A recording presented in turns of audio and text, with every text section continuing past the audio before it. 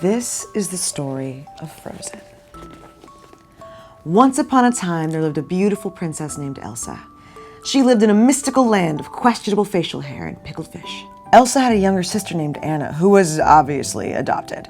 Elsa hated Anna and would avoid the little tag-along at all costs. Elsa would even draw mean pictures of Anna, laying in pools of blood, smelling her own farts, and wearing too much eyeshadow. Occasionally, she would throw her a bone and play stupid games with her, like hide the carrot and the snowman, or making her sled down the stairs.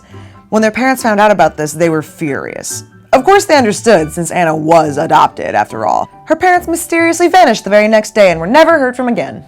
With the castle all to themselves, Elsa and Anna finally agreed to disagree and divided the entire property in half. You know, like mature adults. One day, while shopping for organic produce for her keto cleanse, Anna happened upon a handsome prince named Hans. He was very handsome indeed. I mean, like really handsome. Like Henry Cavill dripping wet in a sauna. Handsome.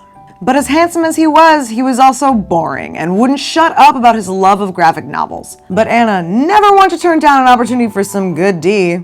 Humored the prince in the hopes that at least he came for money. Hours passed as the prince talked about the subtle nuances between anime and manga and how Frank Miller is actually overrated. He also said he would love to show her some of his collection that he brought with him on his parents' yacht. Wait, did you say yacht? Booyah! Exclaimed Anna. Meanwhile, Elsa was suffering from what is colloquially known as lady problems.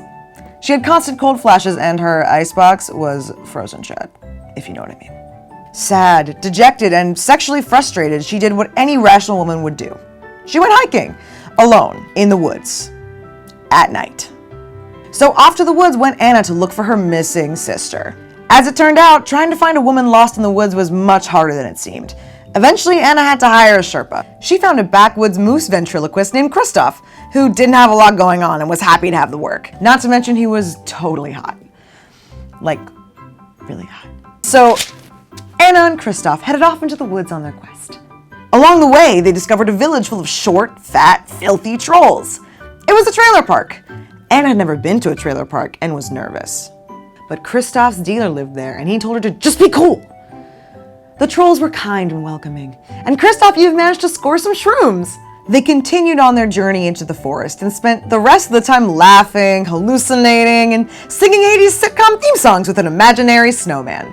Eventually, they came across a mall with a giant food court and a ridiculous amount of stairs. I mean, seriously, not one escalator.